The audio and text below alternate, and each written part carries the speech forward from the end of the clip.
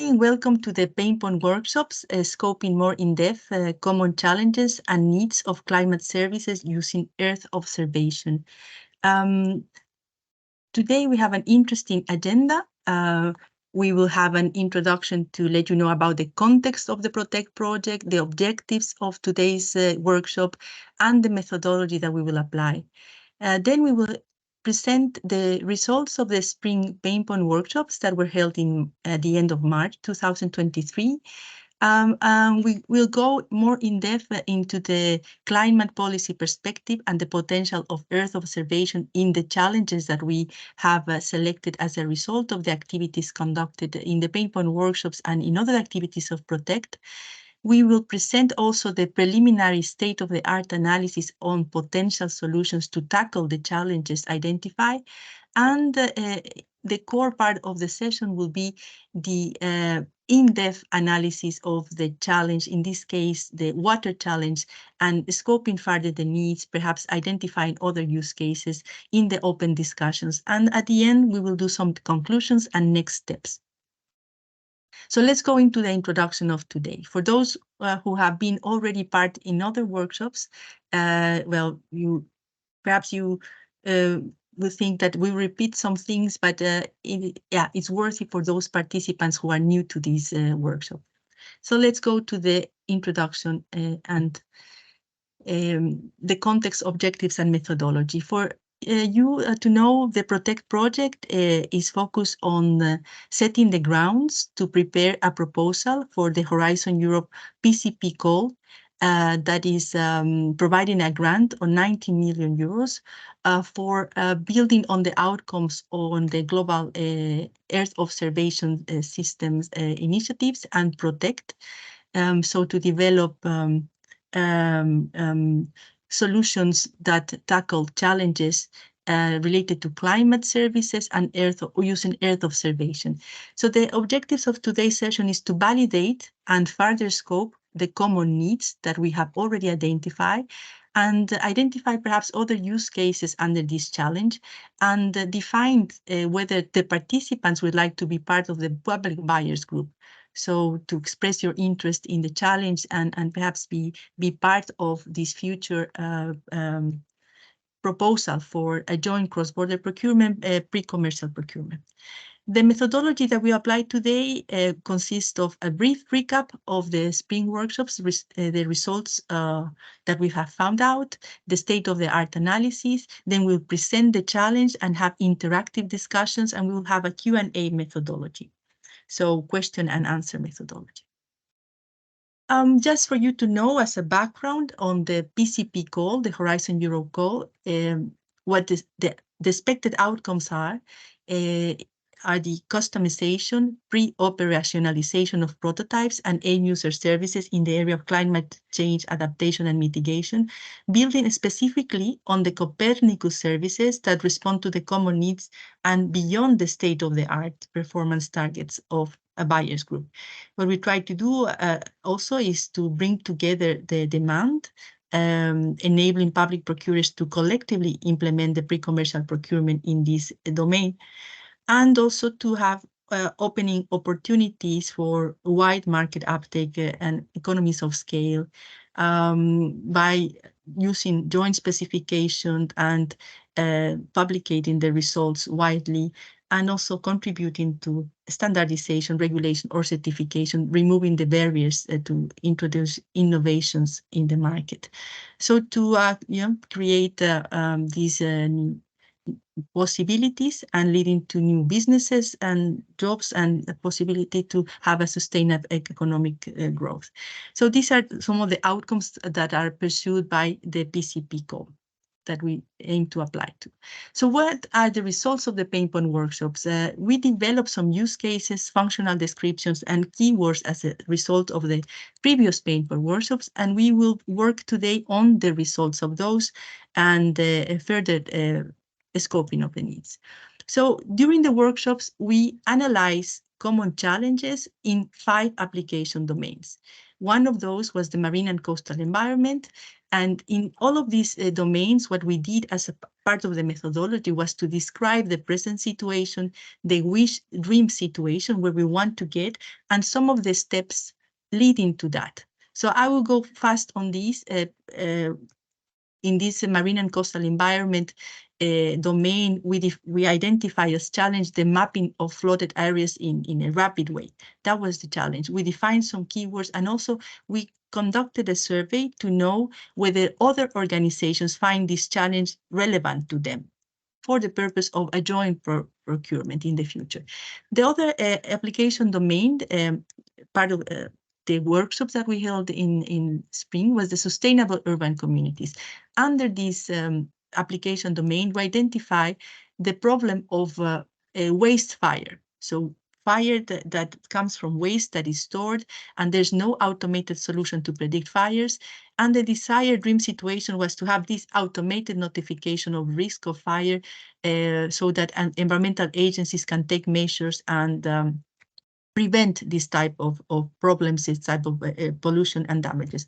In this case, we also did this methodology consisting of identifying the steps to go to from the situation in present and the desired situation. We developed some keywords, we conducted a survey, and we found out that other organizations were also interested in this challenge.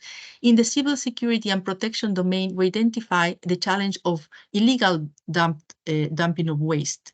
And what we wanted to, or what the public authorities present in the workshop identify as the dream situation was to have these alerts to be sent to competent authorities to prevent the illegal dumping, in this case of waste in the water. So we look into the different steps to achieve that, develop some keywords, and also apply the survey. And we found out again in this case that there are other relevant institutions, organizations that found this important for the organization. And then we go also the third application domain, fourth application domain, the energy and utilities. And this is the domain where the challenge for the connecting the supply and demand of sweet or fresh water was identified. In this case, what we defined as present situation is that the demand for sweet water or fresh water is unpredictable. That the supply and demand are not connected, and there's not a common language among the different stakeholders in the water chain cycle. Even though there's a lot of data in certain regions, there are no data hubs or repositories connected. And the dream situation in this case was to have this predictable way of identifying the demand for sweet or fresh water. In that case, that the water could be supplied and could be provided to different users, and understanding the conditions that they required for the water quality.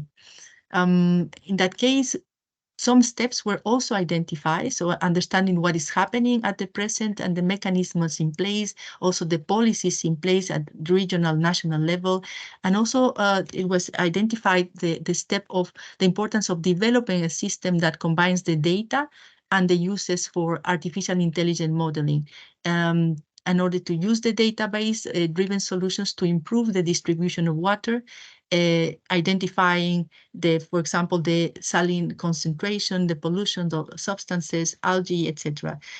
With this, the information could be provided to water authorities that need to know how to collect, when, and how to distribute water treated in a certain way, to build a resilient system where different stakeholders like water companies, farmers, industry could cooperate during drought periods, for example. So we identified these keywords with the purpose of conducting the state-of-the-art analysis, and we also asked other organizations whether this challenge was interesting, and we found out that it was interesting and relevant for them, so it was worthy pursuing this. We also found out that this challenge, as well as the other challenges, were relevant not only to the domain of energy utilities, but throughout other domains. The final domain that we work on in the paintpoint workshops in spring was the agriculture, forestry, and other land use. In this case, the present situation, what we was needed is well, that the planning and the preparation of resilience plans is done mostly manually. There's no, the information is collected manually, and even if there's a database, there's not a sort of automatic analysis that supports the decisions of experts in preparing the resilience plans. So that was the challenge identified in the agricultural, forestry, and land use, and the steps, the keywords, and also the relevance for other organizations. And also for this domain, the challenge on water is relevant, and as I mentioned, for other domains.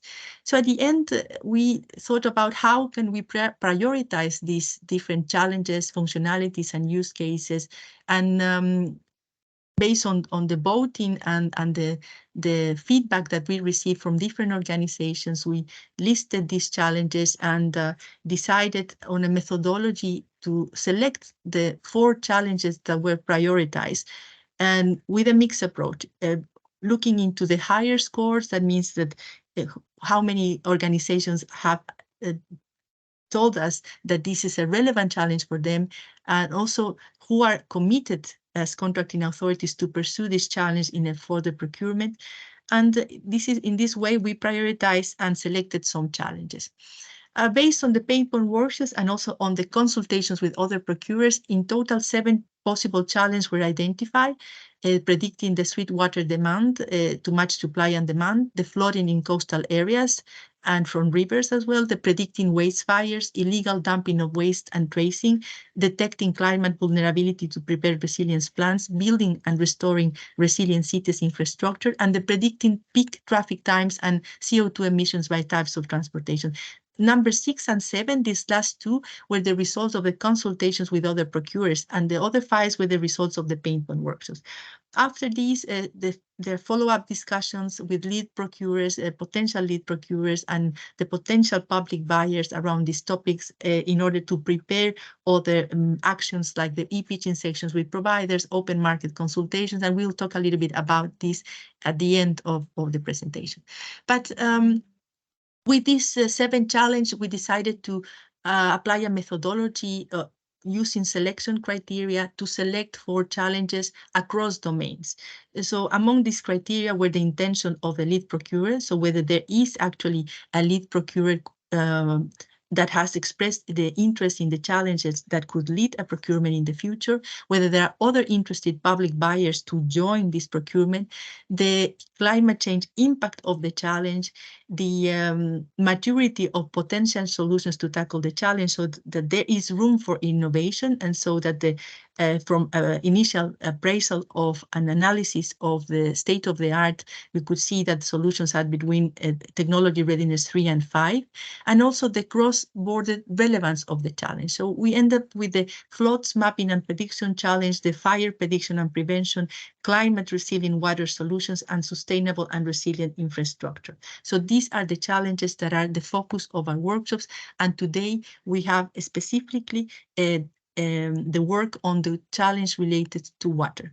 So to start with this analysis, I would like to first go to the policy perspective on climate change and applicable to the water challenge. And I would like to give the floor to Antonia, who is with us today. Please, Antonia, go ahead. I'll pass the slides for you. Thank you very much. Yes, I'm going to talk first, thank you very much, a little bit about what climate services are. I think this is important to have a common understanding before we dive further into the water challenge itself. So importantly, there actually is not one agreed upon definition for climate services. We like to use the one from the European Commission, from their 2015 roadmap for climate services. This is the one that you can see on the slide. So what's important is that climate services combine climate-related data with other types of data. And they are aimed at society at large, at creating a benefit for society at large, in terms of providing very accurate projections, forecasts, weather forecasts, but also assessments and even economic analyses and counseling on best practices. So while there are many different formats of climate services, these can also be combined to create a climate service that covers different aspects of a certain topic. So because climate services allow end users to create to base their actions on climate-related data, they are essential to support their needs that are related to the fields of climate mitigation and adaptation. And we want to stress that while there is a high demand for climate services because of their usefulness, their potential actually currently is still rather untapped. So this is why it's very interesting to procure these solutions through something like a PCP. Could you move to the next slide, please, Ana Lucia? Sure. Thank you. So now to look a little bit more in depth at the issue of water in regional adaptation plans, we did an analysis looking at different adaptation plans in Europe, and we've broken it down here by the 4 different domains. So some of this will not be new to those of you who attended the other workshops, but let me just give a little bit of input on each of the domains. So water, of course, is an issue that is relevant for marine and coastal environments, where we see the degradation of coastal waters in terms of eutrophication. We also see an increased issue of inward saltwater intrusion, which can lead to salinization of inland water bodies, causing freshwater shortages, and this can also affect the water quality and quantity inland. When we are looking at urban areas, which is where a lot of the water demand originates, we also see that shortages of water quantity, but also issues with water quality can have a coupled effect with the energy and utilities sector. So where we see rising demand, but also decreased water supply, of course, this leads to competition for fresh water. And this then connects to the agriculture, forestry, and land use sector, where, again, reduced water availability due to droughts can be then coupled with concerns also on water quality. And we see, again, increased competition for water, fresh water, between urban areas and agricultural use. We see a decrease in aquifer levels, so groundwater. This can lead to risks for agricultural yields and reduce the flow of rivers. On the other hand, extreme water events can also disturb river flow, so increased rainfall, storms, flooding, and we also find that this unpredictability in terms of water availability can lead to an increased irrigation demand in agriculture, which again causes a conflict between the different demands for fresh water. Could you move to the next slide, please, Ana Lucia? Mm-hmm. Thank you. So in terms of our policy analysis, we want to highlight these 4 EU foundational documents: the Floods Directive, the Waste Framework Directive, the Water Framework Directive, and the EU Strategy on Adaptation to Climate Change. Of course, the most relevant one, and I will give further context on this one, is the Water Framework Directive, but you can also see from the challenges that Ana Lucia, you mentioned earlier, that these issues are all kind of interlinked. And these foundational documents are translated then to management plans, adaptation plans at national levels. And I'm going to speak specifically about the river basin management plans, which is how the EU Water Framework Directive is translated at national levels. This process of translating the EU foundational documents for the national adaptation plans is a dynamic process, and it works in cycles and with multiple iterations. Can you move to the next slide, please? Thank you very much. So here is a little bit more information on the EU Water Framework Directive. It was established to create a framework for community action in the field of water policy. So it looks at water policy in a very holistic way. Actually, adaptation to climate change was not included in the directive itself, but a member states agreement in 2009 integrated it specifically and mentioned it specifically in their 6-year river basin management plan.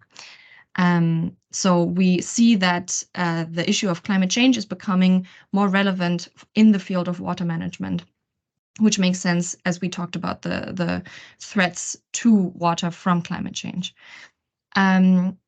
The EU member states are required to use their river basin management plans to protect and, where necessary, restore water bodies in order to reach what is called a good status. So that refers to the water quantity, but also the water quality. And the important thing is to prevent the deterioration of water aquifers, so groundwater bodies, rivers, lakes, etc. The Floods Directive, which I mentioned before, is of course connected to the Water Framework Directive as they are tackling connected issues. And the EU Strategy on Adaptation, which I also mentioned before, does specifically refer to water, especially fresh water, availability and sustainability. So these issues are becoming more and more interlinked and becoming more and more important. The next slide, please. Yes, I'm going to talk a little bit more about the river basin management plans, which again is how the EU Water Framework Directive is implemented at the national level. Because of the transnational nature of most of the EU's rivers, these management plans have to also be transnational. And so the different countries have to work together on creating these plans. And each EU member state, because of this network of rivers that we have in Europe, is involved in at least one river basin management plan.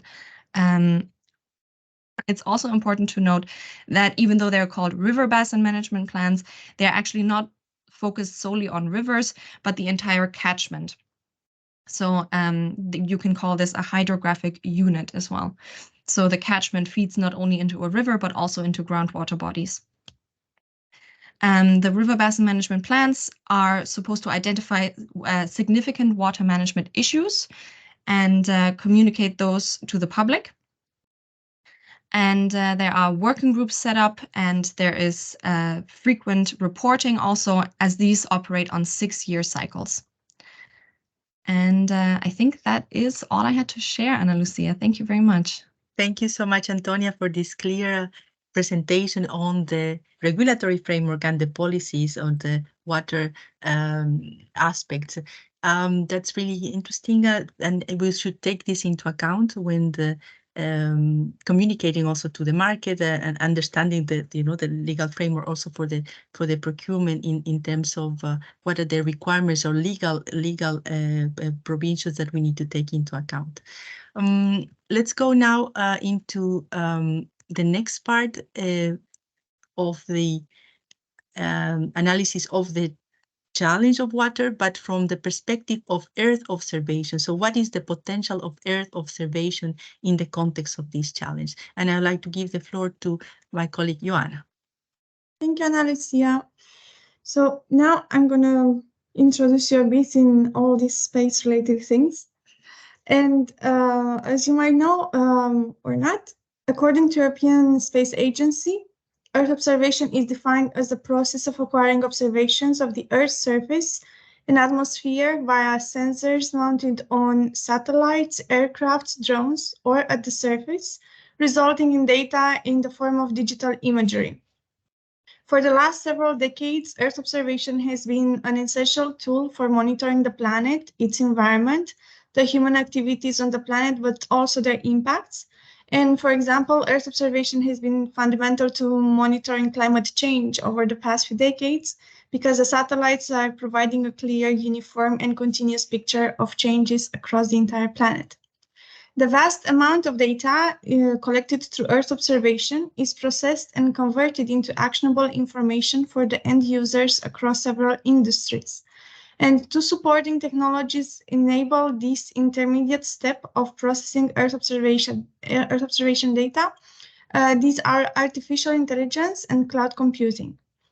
When it comes to cloud computing, advancements over the past few years have enabled the efficient storage and processing of digital data which facilitated the conversion of Earth observation data into useful analytics. And artificial intelligence, which is basically the field of computer science dealing with making intelligent computer programs, has allowed the petabytes of data collected from satellites on a daily basis to be combined effectively, allowing the users to derive the needed insights. So these two combined have enabled the rapid growth of Earth observation market, leading to the development of several applications of Earth observation. Now, if we go to the next slide, we can discuss about Copernicus program, which is one of the largest Earth observation program managed by the European Commission. And it has an objective to monitor and forecast the state of the environment on land, sea, and in the atmosphere in order to support climate change mitigation and adaptation strategies, the efficient management of emergency situations, and the improvement of the security of every citizen. Served by the dedicated Copernicus Sentinel satellites, the data is collected and then integrated with non-satellite sources to provide reliable and up-to-date information on about 6 thematic areas: land, marine, atmosphere, climate change, emergency management, and security. But if we go to the next slide, we can discuss a bit about the role of Earth observation in climate services. Well, as you all might know, the climate crisis is evolving continuously with the ongoing global warming.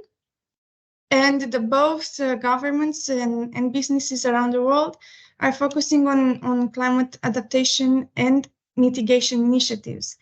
In these initiatives, Earth observation data is expected to play a crucial role in the development of climate services, both focusing on adaptation but also on mitigation. The satellites, which have been monitoring the Earth continuously and helping our understanding on climate change, provide vital information regarding the state and evolution of the environment, as well as regarding the human activities on the planet. As a result, the climate services applicable to several industries are expected to integrate Earth observation data into their products in order to take into account the environmental factors and changes over the time. And there are already several emerging climate services that already started to integrate Earth observation data into their development.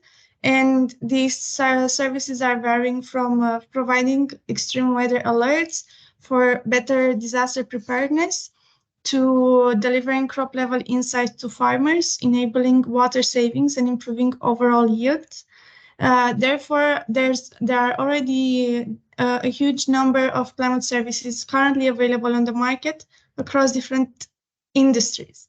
Now, if we go to the next slide, we can discuss about how can climate services apply to the 4 challenges that we are discussing in the frame of Protect, and we can go to the one linked to the water challenge. Yeah. Yes, thank you so much. And as Ana Lucia has been mentioning before, these challenges can be transversal to different applications domain. So we have chosen as an example of usage the water scarcity, which is a part of the agriculture, forestry, and other land uses applications domain. Well, in this case, the data from the Sentinel-2 mission, which is a satellite, are key to the Copernicus land monitoring service. This is a program which is having data regarding these informations, and is providing also geographical information on land cover and its changes, the land use, the vegetation state, the water cycle, and surface energy variables for a different range of users across the world. But I know that in more in-depth regarding this challenge and examples of usage, another colleague of ours will explain, or a public lead, if I'm not mistaken, Lucia. That's correct. We will have a presentation in depth on the challenge, correct. So if you have any questions, you can either ask them now, or you can wait for the more in-depth explanation, and you can ask them afterwards. So from my side, this is all, and thank you so much.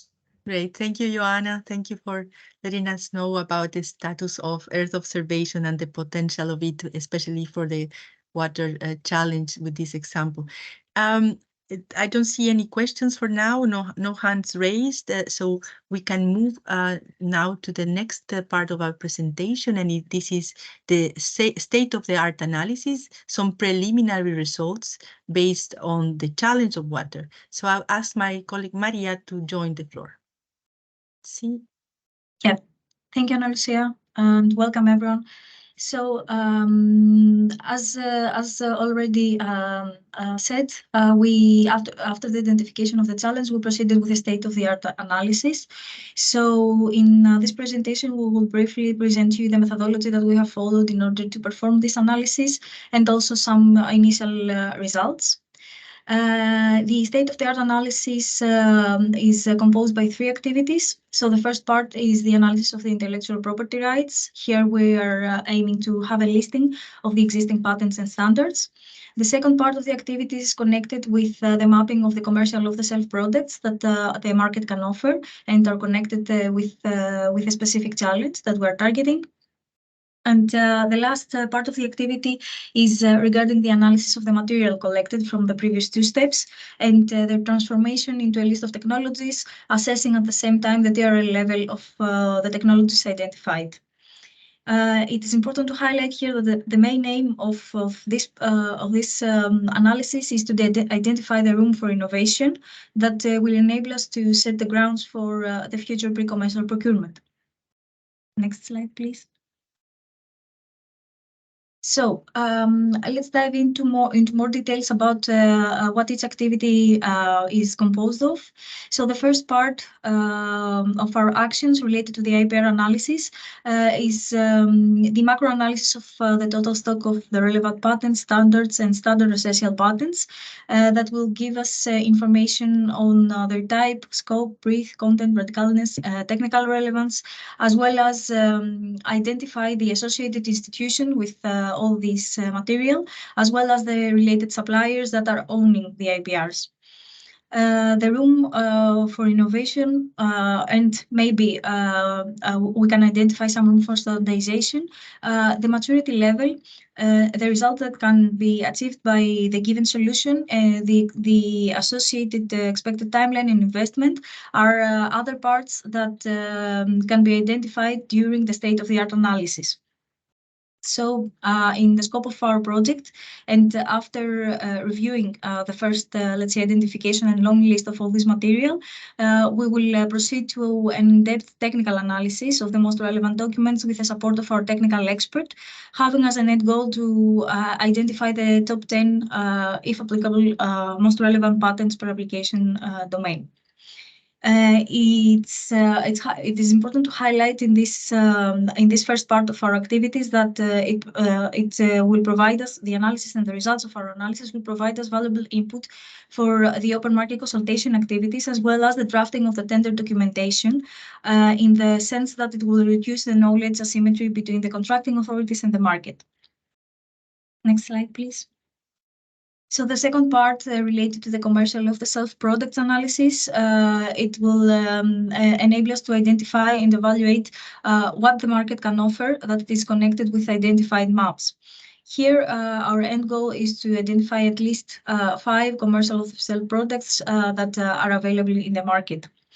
After receiving all the input and collect all the material from these 2 tasks, the participants of our consortium will work on identifying the TRL level of the technologies that is connected with the selected commercial products and the macro analysis results.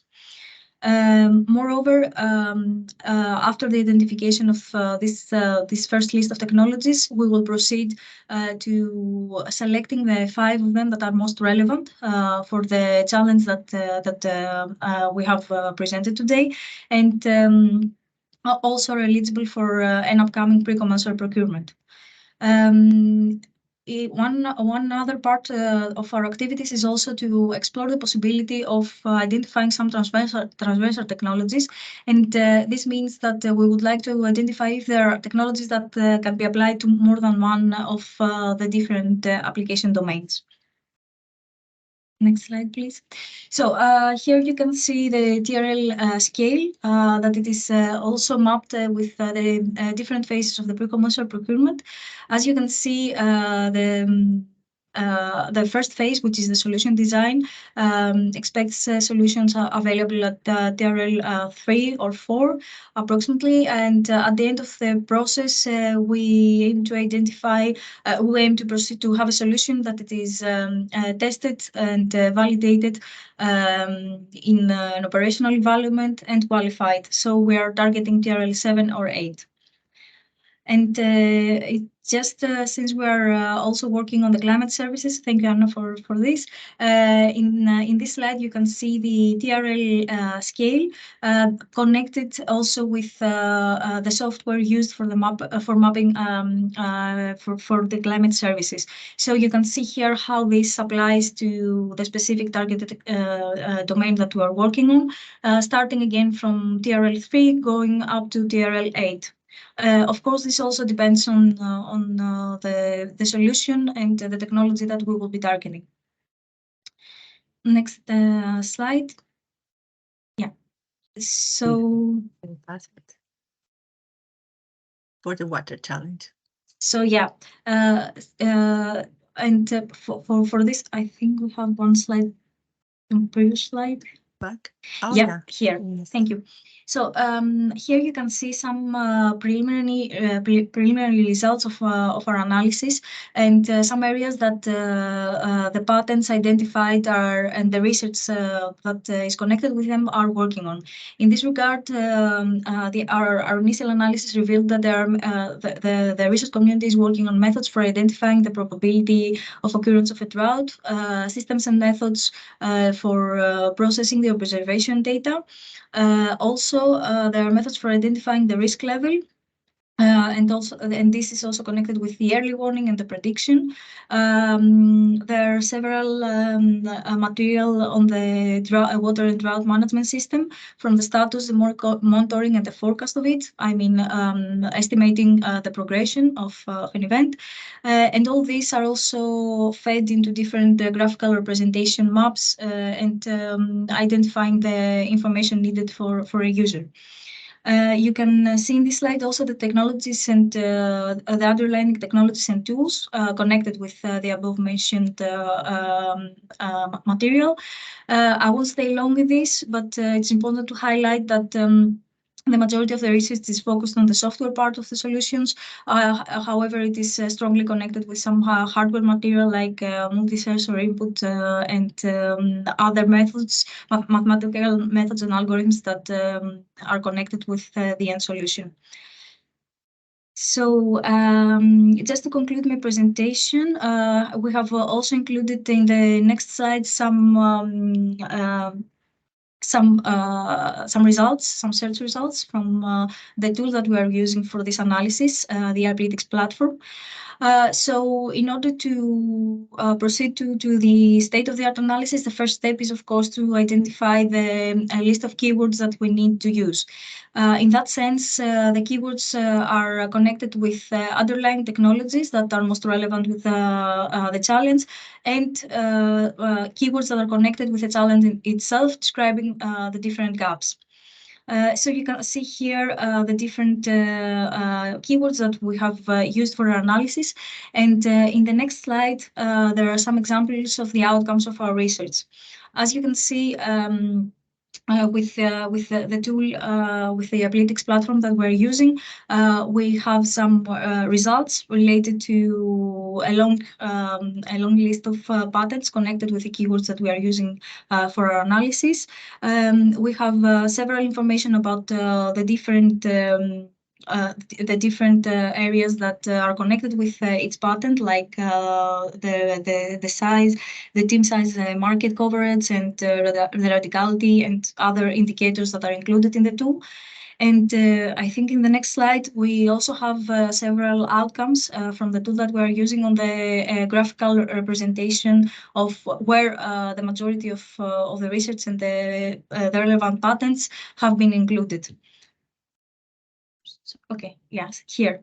As you can see also, after the identification and the short listing of the different patents, we also need to take into account the different abstracts. That is something that our team is currently working on in order to select, shortlist the material that is available from our initial analysis. And last but not least, one of the offerings of this platform is also to provide us some indication of the industry trend. So how the different patents evolve over the time. This will give us an indication on how the research evolves throughout the years, as you can see in the slide. I think that we have one more slide related to also the patents maturity and the increase of the research activities over time. And for the last slide of the state-of-the-art analysis, we have just included an initial search that we have done for the standards connected with the water challenge. So as you can see, similarly to the analysis that we are doing for the patents, we have similar indications also for the connected standards with the challenge. And I think that's all from my side. This is it is something that it is currently ongoing, and we'll have more to share in the coming period of time. Thank you. Many thanks, Maria. This is important for us, following the step-by-step approach of the EAFIP methodology to prepare an innovation procurement, and we really need to know the state of the art. So what is available and what kind of patents and standards there are in order to have the justification that there's ground for innovation, as you said, for the PCP.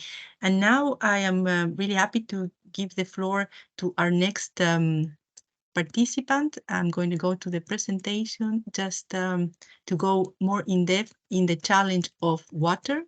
So this is for the challenges, previous challenges. We pass it so you could see for other workshops we were doing the same. But now I will welcome Hans van Leeuwen from STOA, who's supporting Headwaters House and has a very relevant experience, and he will go more in depth into the challenge of water. So welcome, Hans, and I give you the floor. Yeah, thank you. Can you hear me? Yes, we can hear you. Okay.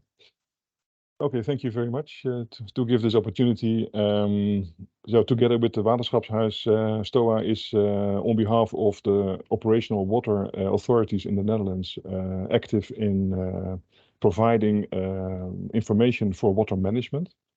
And part of that information is based on Earth observation, either from airborne like drones or airplanes, or also from satellites.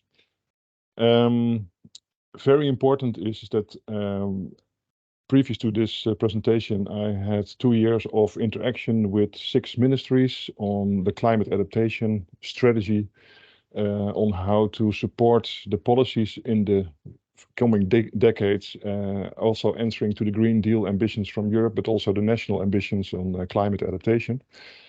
And in this context, they asked me to make an inventarization of what are the potentials and what are the operational hindsights and forward sights on the application of Earth observation in the water management domain regarding the climate adaptation policies. So I will explain in this presentation how to address to the wishes and demands of the ministries, but also the acting and operational water authorities who have to implement the policies and also to take care of the daily management of water, including all the extremes in climate change we are enduring the last decade. Yeah. What I heard in previous presentations, I think it's very good that from the TRL, so the technical readiness level, research is done. But I'm focusing on the ORL, so that's not the MRL, the market readiness levels of how products can be made by the market, but also how, and it's especially this presentation, how are organizations accepting this technology to integrate in their day-to-day workarounds.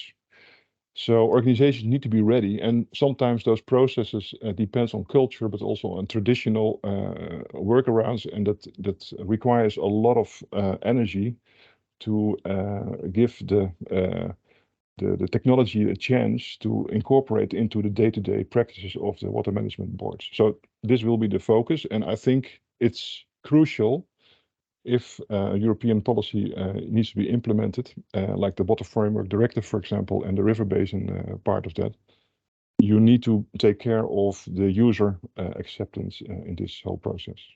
Mhm. Next slide, please. So I'm going to talk about our Dutch saltwater program, so how to implement operational applications of satellites in the water management for the Dutch water authorities. And we have 21 local authorities, regional organizations, and they have all their own cultures and all complexities in water management. Because of this struggle, we are already doing this for 10 years. We developed a blueprint how to make innovations to operational implementation. We call it the landingsbanen, that's launching pads of innovation into practical operations. And how can we match that to the national policies?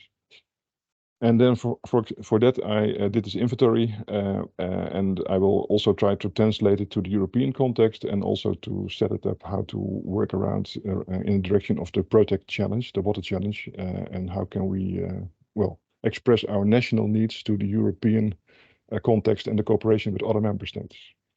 Next one. So this is the launching pad from science to water practice, water management practice. And this is a procedure which has been developed in the past decade, and that helps to link up the developments from the knowledge part, knowledge institutes and universities, but also from companies with the R&Ds to find out what are the technical potentials of applying Earth observation in water management. And then besides that, in parallel, we also have in this launching pad the MRL and the ORL. So this is the market readiness. So are companies ready to produce it in an operational way? And also is it even patented, which is a step further? And is the organization ready for that? Next one, please. This is in Dutch, sorry for that, but the message is we go from science to implementation, from left to right under. And that can sometimes take for some applications more than 20 years. In some cases, applications are disruptive. So we directly can apply in operational sense Earth observation in operational practice of water authorities. For example, and I will show that later, but that's there is an authority who is using Earth observation with high resolution. It's not amongst the Sentinels, it's a commercial optical satellite where they can see if the ditches and the water channels are cleaned. So every year they need to clean it so that the flow of the water for water management is okay.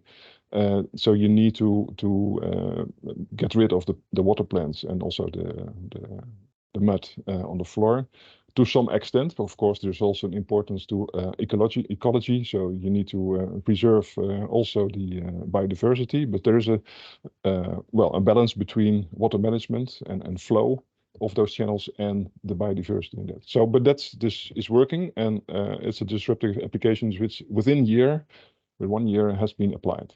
Next one.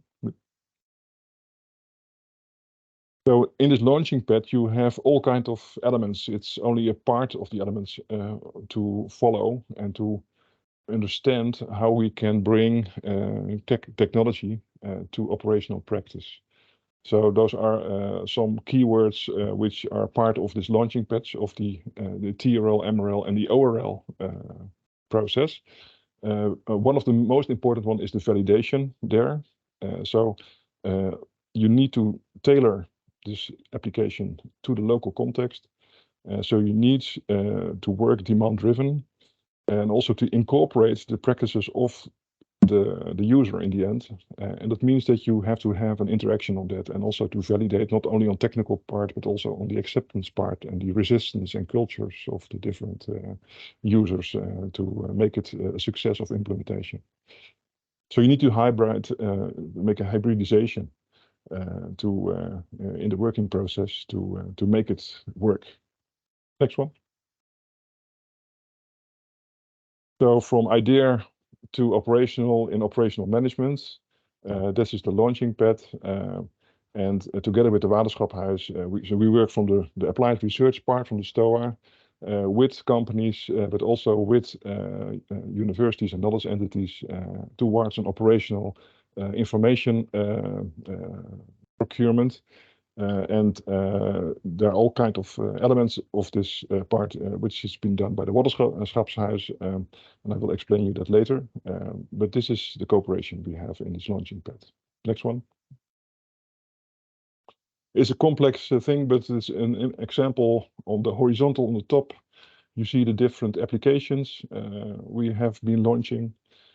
So it's water balance modeling in combination with Earth observation, evapotranspiration from space, soil moisture assessments from space, subsidence, which is very important in the Netherlands, but also dike monitoring. In very drought times, peat dikes are shrinking and cause a threat for the environment. Water quality has been launched. And digital canal inspection, that was the one which was disruptive, I just explained. And also the depth of cap and canal, for example, with laser technology, it's still in the research phase. But you see on the colors from top to bottom that there are different phases of matureness. And especially the evapotranspiration, which is about 70% of the water balance, and it's very important for water management, for the water modeling, hydrological modeling in water basins. That is the one which is really operational now, and it has been launched. Okay, next one. Also a bit of complex scheme, but on the left you have the technical validation, on the right the organizational validation, and it has an interaction with each other. I'm not going to explain all the details, but for example, on the Copernicus level, you have very nice products. I've been in that area as well, in the DGGRC, in the Joint Research Center in ISPRA, working on solutions for Brussels, all kinds of DGs. But if you really want to have it incorporated in all kinds of policies, you need to understand what is the role of this technology, what are the functions, and how can we translate that from policy towards practical needs from the technical solution. And so this interaction is very important. It's always ongoing because technology is moving fast, but also the policies are changing, and certainly on national level. So you need to continuously go through this scheme and also involve the client in that for validation. Next one. Well, this is an example which was on the left side of this launchpad scheme. This is the OASIS modeling, which is quite operational. It has been an ESA program or several projects within a program, and it's now operationally available. It's in fact, it gives a day-to-day and also a projection of the water demands, but also water availability and soil moisture and groundwater levels on a 100 by 100 grid for the whole of the Netherlands.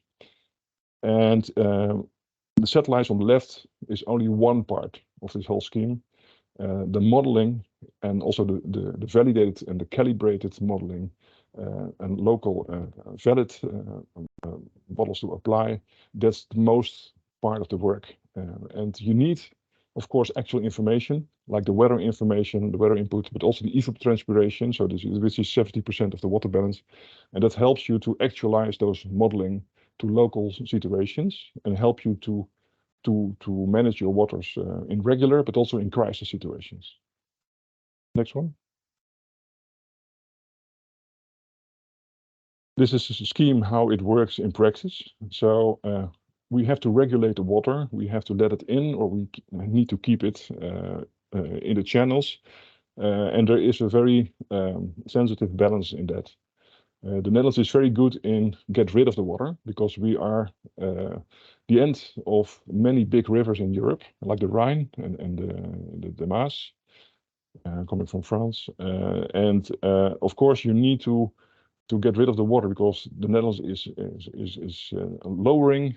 We are in a basin, and we need to prevent flooding and all kind of water excess. That's why we have a big polder system to regulate this water. But using this OASIS model I just showed you in previous slides, and also the actualization with satellites, we can estimate how full is the water profile. So in point 4 on the bottom, you can see that it can give an indication of the unsaturated zone. That means the part of the profile of the soil which is not filled with water. And if you know this bath tube level, then if you have heavy rains within climate extreme in the past 10 years, you have either very extreme rains, local rains, or you have long spells of drought. This helps you in anticipate to the next extreme. So on one side is regular monitoring. On the other side, it helps you also in rapid action to understand what can my soil still receive, and what do we have to get rid of this water within a few days to prevent flooding. And it's very actual in the south and also in Germany. 2 years ago, it was a big crisis because we had a lot of water excess there because of very endurable rains. But we couldn't get rid of this water quick enough, so a lot of damage and even casualties has been fallen there. Next slide, please.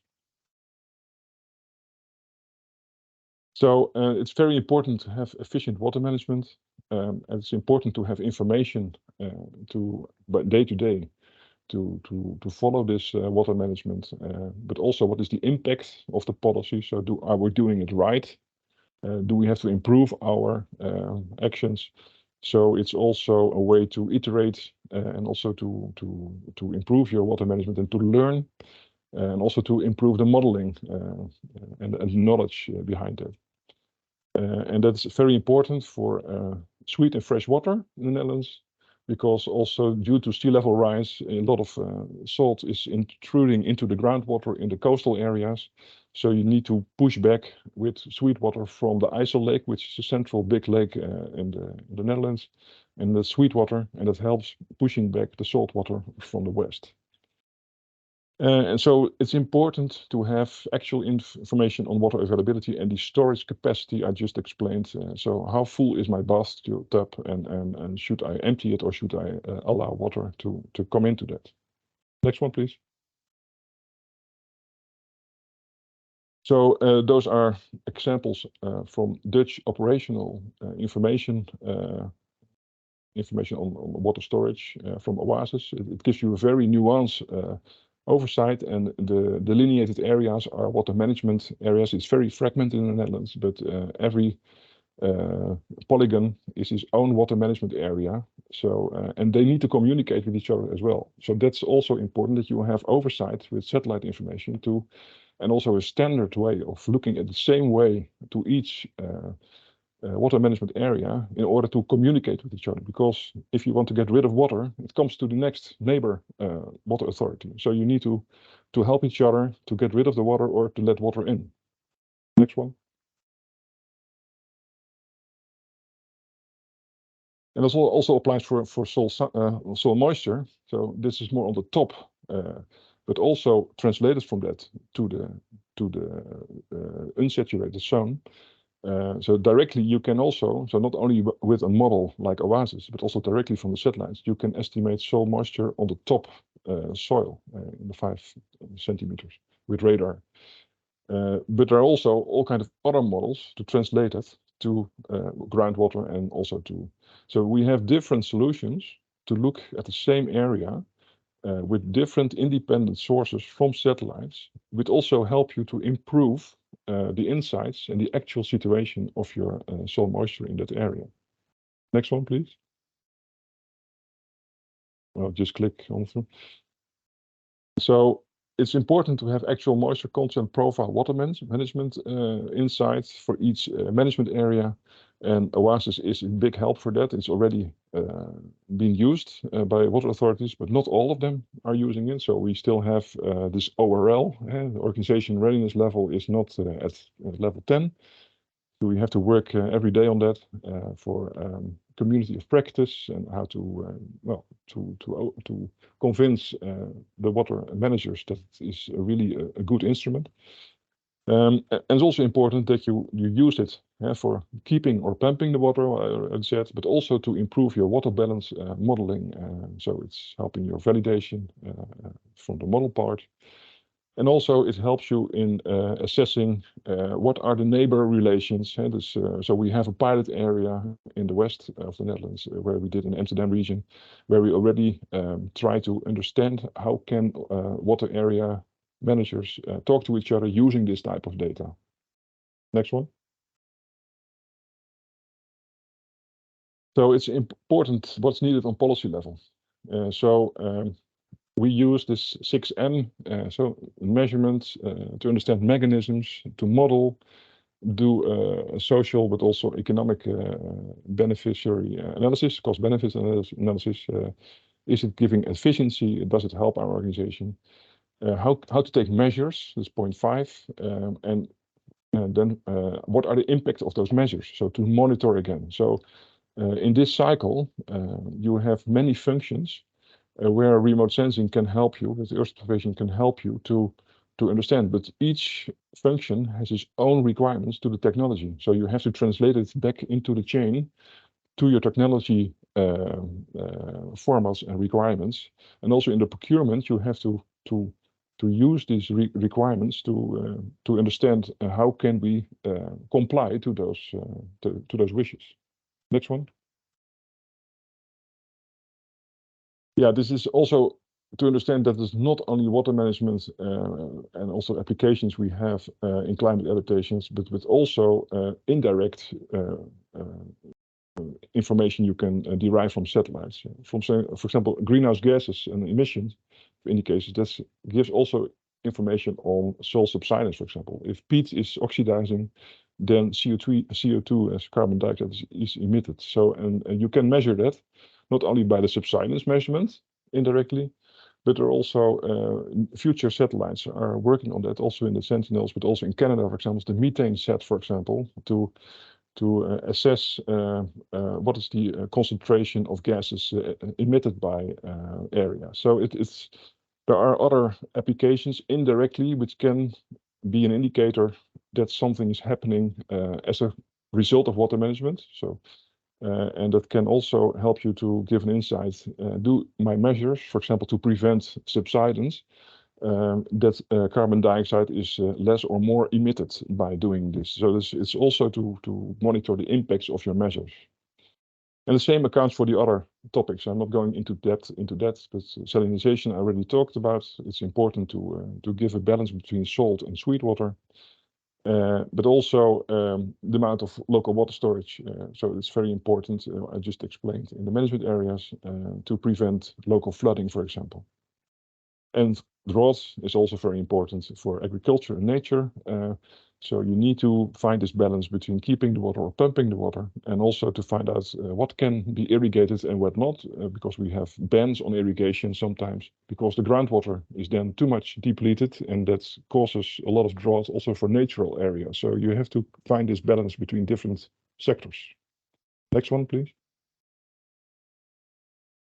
This is a Dutch thing, but on the right-hand side, you see that the situation is not 100% in all water authorities.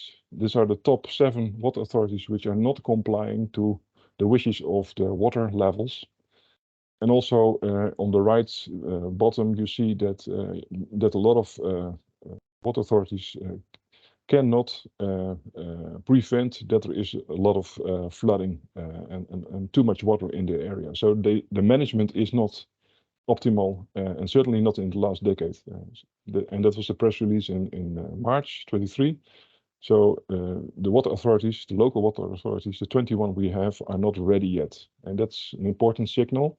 So that means that they need to learn to improve their management, and information, I think, could be a very important, critical, actual insight for those managers. Next one, please. So how can we translate this? And this is part of the inventory I did for the 6 ministries.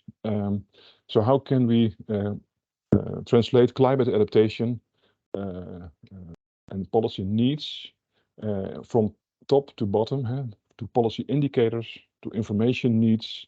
Using the 6M information cycle, this gives an indication how can we assess impact and risk as a result of our mitigation of our measures, but also as a result of the climate change. And does our policy work? So it helps you evaluate and monitor also the policy. And those different functions I just explained need to be identified. And then, only then, we have to understand how can we comply that from our technical capabilities. So we need, on national level, because it's tailor-made work, we need to understand with the water authorities, not only from the 21 water authorities on regional level, but also on the national level with the Rijkswaterstaat, is the Ministry of Infrastructure and Water, how to operate this and what are the technical wishes on that one. And then we have to go back to our technical environment. So this horizontal blue area is our national information procurement facility, and that's provided with the Waterschapshuis on information technology, and part of that is Earth observation. And there we have an interaction with our local national procurement, how this can be provided by very professional value-adding companies. So not knowledge centers, but should be operational companies with a very important, good front and back office. Is not yet all patented. So that means we need to work with the information we can have, but so we have our own procurement requirements there, production requirements, to produce what is wanted from those 6 ministries. And what I did is I did, together with our Dutch and Netherlands Environmental Assessment Agency, who provided a list of about 150 policy indicators from those 6 ministries, different areas. I try to match that with what's already potential to be provided by this procurement, but also with coming up technology. So this is for operational, but still you have this only maybe 2% of the potential. The 98% which is left over, I try to map that in a matching matrix and to understand in what kind of application domains we can be of assistance in the future also in an operational way with Earth observation derived information. And it appeared that it's about half of the potential capabilities of EO can be part of this 150 indicators which were identified by this Dutch agency. Next one.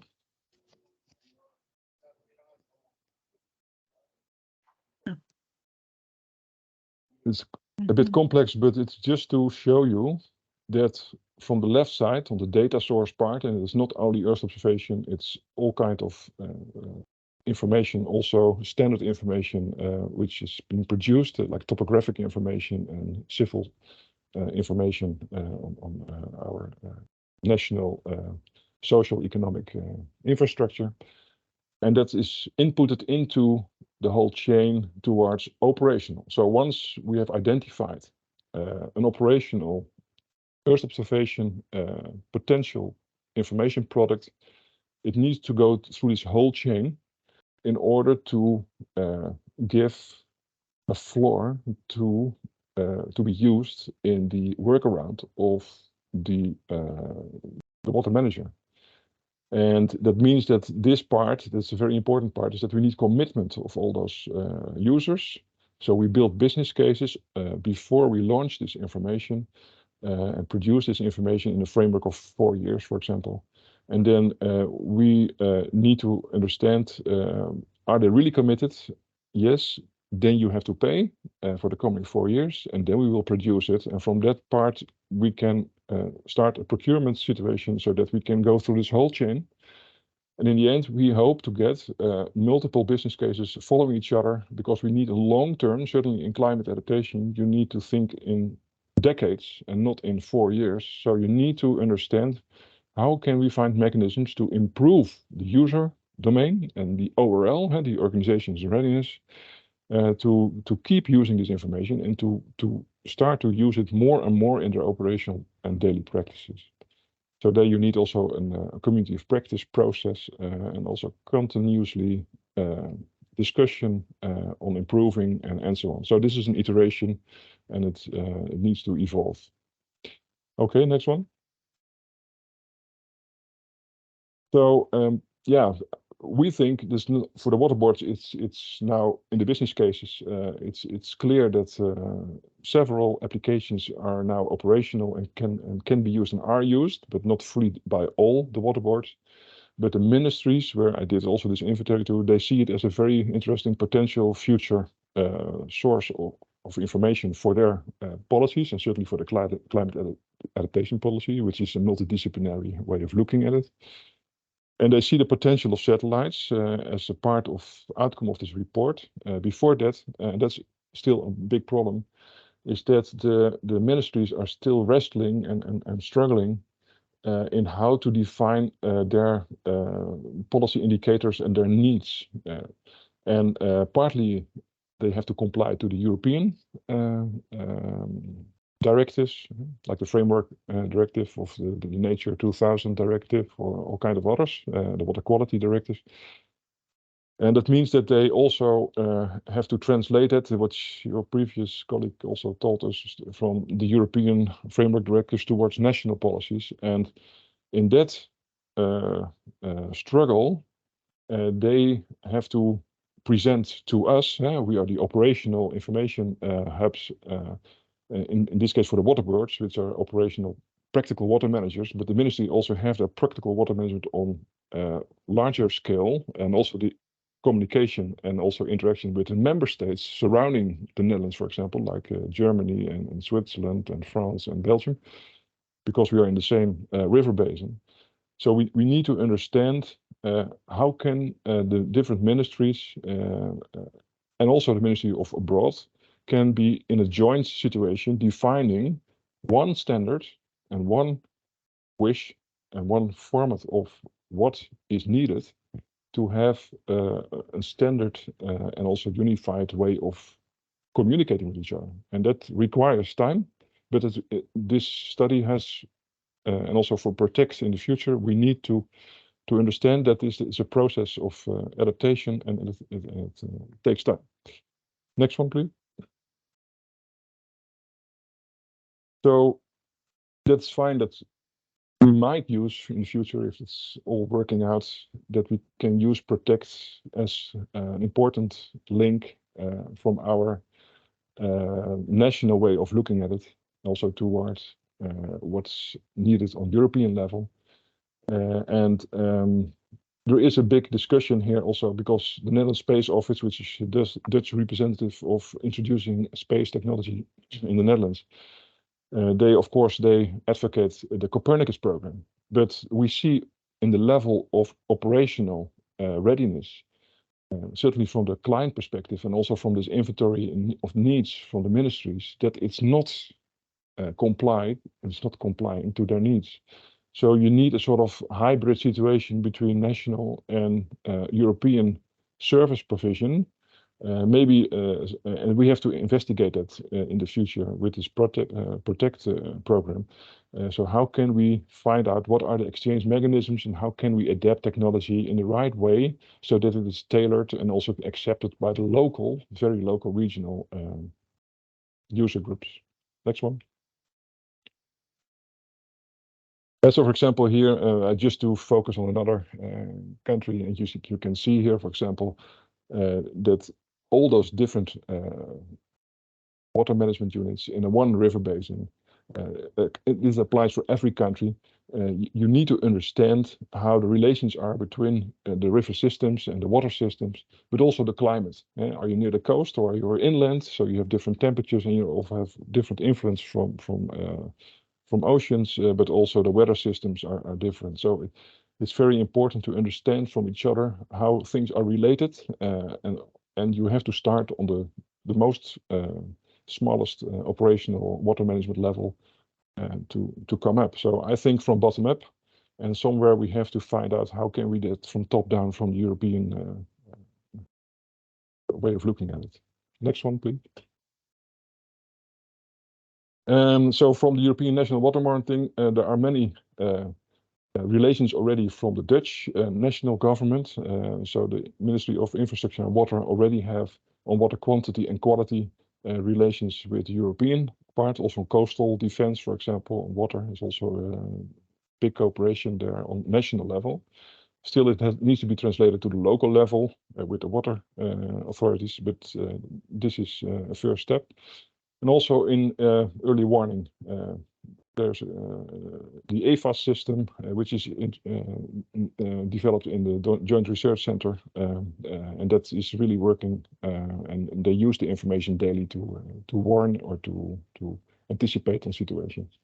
And important for the Netherlands is also the industrial way of looking at it, that waterways are deep enough to transport to the hinterland. So Rotterdam is a big harbor, and a lot of information, a lot of goods need to be transported over rivers to the rest of Europe. So it's important that also this waterway depth and maintenance of the networks is followed. There are European relations and communications and cooperations there. Next one. So I'm not going too deep into this. I'm running through my time, but the EFAS is important and applied. We are not only looking at the crisis situation, but mainly the 80% of the situation is looking at the regular water management. So it's very important that we are ready for crisis, but on the other hand, also that we improve our water management in a day-to-day basis, and therefore we need these national hubs and combined with European EFAS system. Next one. Yeah, so I already tackled it during my presentation, so I'm not going too deep into that, but those are the core questions which we can try to address in the near future with each other. I'm very curious in what other countries already did in the sense of inventory of needs of policymakers working on climate change and climate adaptation. So it's also important that we understand what are the needs of the local authorities in each country, in each member state, and how is that translated to national level, and how are the national levels between member states communicating, and is that also aligned with each other. So I think there, in this alignment, we need more communication and more discussion on how to do that in an operational sense. And I think Protect can maybe an instrument to inventorize that and how to make that work. Next one. So the need for exchange is important. The need for scaling is important from regional to national to Europe. The interoperability is important. So how to exchange information, how to procure it, how to make standards, management, archives for the next coming 50 years, and also looking back 50 years so that you understand the long-term processes of water management, and how can we address to the different policies on those scales. And of course, it's important that you need a national strategy for implementation of like those production and procurement hubs. But somehow we have to combine it, what has been done already on European level with ESA and the EU. And like the Copernicus program, it's important to understand each other's value and also to make a right combination between those different organizations, also the different successes which already has been achieved on national levels and also European level. And I'm just advocating that our Stadwater program could be an example, could be a blueprint of starting this discussion, and maybe also to copy it in other countries who are in need of vision and in need of how to tackle this specific problem on how to operationalize Earth observation into practical policies. I think this is the end. Thank you.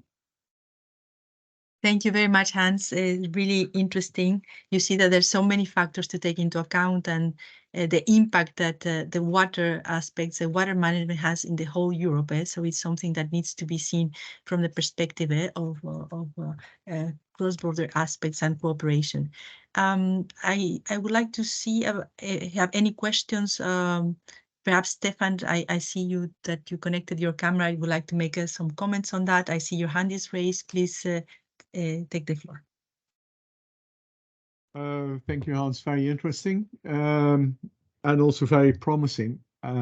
Looking at more from a European perspective, would you recommend that if you think within the context of Protect, and of course we're here to join forces with other colleagues from other member states, that as a first way forward, we would like to set up a cooperation, a cross-border, future cross-border PCP cooperation with regional national authorities in the regional basins.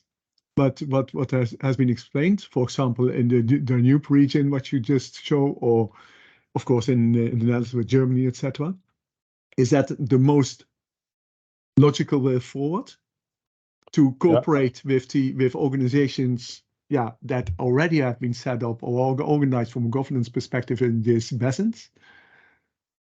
Yeah, if there are hubs like we are doing now, like the Waterschapshuis and STOA, if they are available, then I think that would be the first first connection to do, because they already try to comply to the needs. If they are not yet installed, then I think it's very important to find out if there are surveys already done on the policy needs on national level.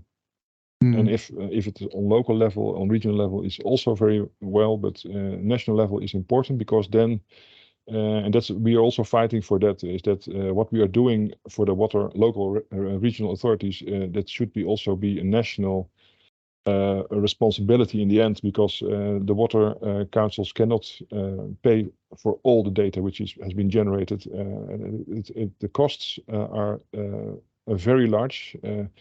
We project that we did not yet do an assessment on the costs, but if you want to do this for the coming 50 years and also look back, and you need to maintain the operational information, and also to find out what is needed to do that, then that requires a national vision on this one.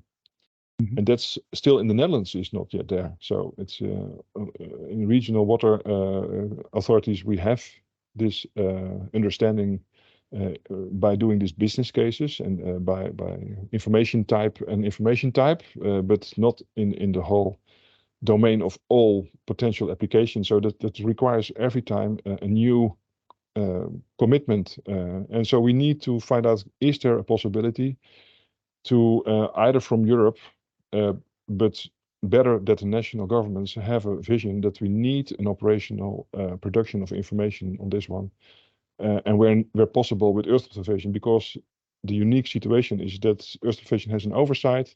You can have frequently assessments of actual information, and you can standardize this. So if you have the same information every year, so you can make analysis and trends and deviations from the trends, and you can see if your policy is working or not, so that you don't have any discussion on the type of information and the quality of the information, but that you more look at what's the outcome of the analysis and what can we do to improve our policies, to implement. So as a starting point, what you were saying is that standardization of the interoperability of data is the first step. Yeah. Without that, you don't even have the possibility to cooperate. Exactly. Yeah.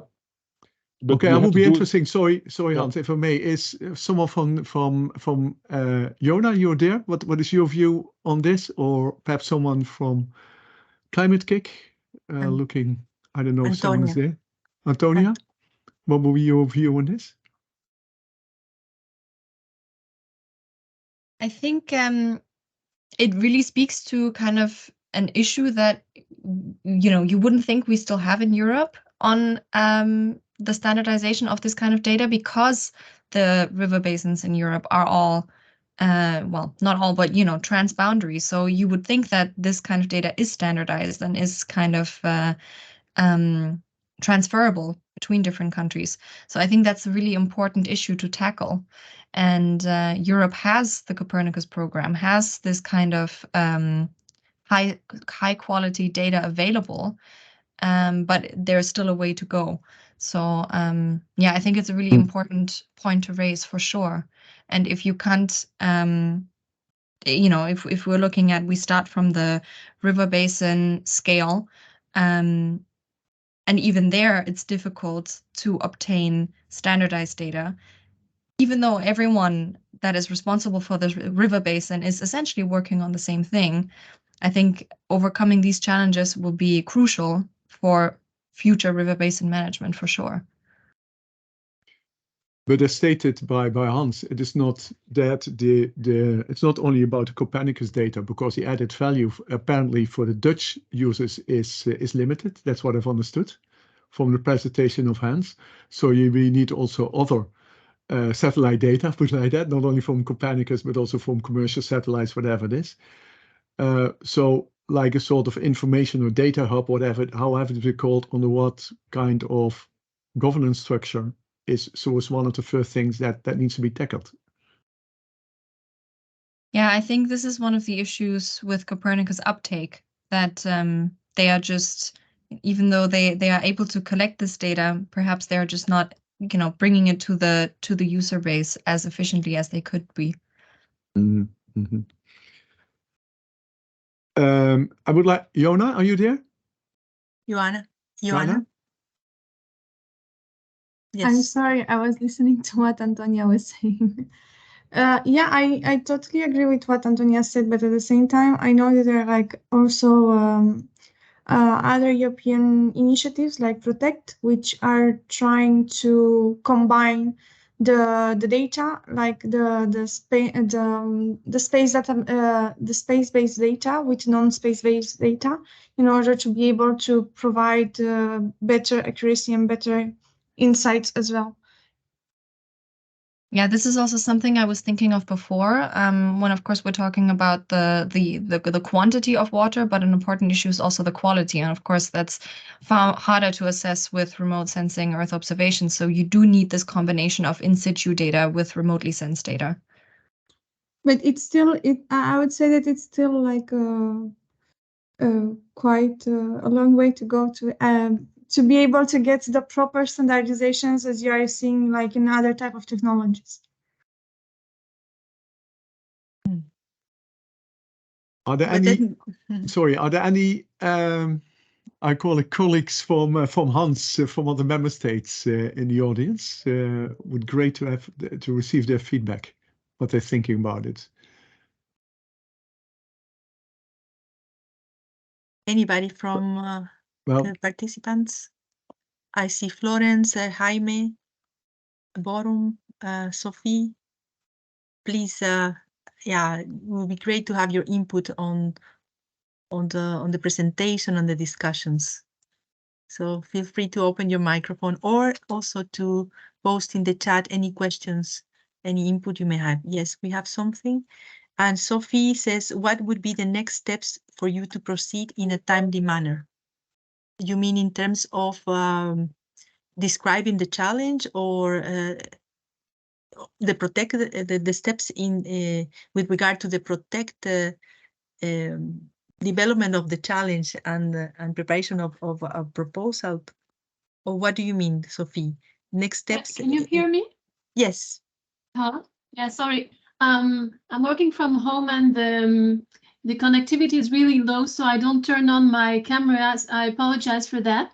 So yeah, no, my question was regarding how do we work in the next weeks to make sure that we can participate in the project, in the Protect project. This is more related to the project.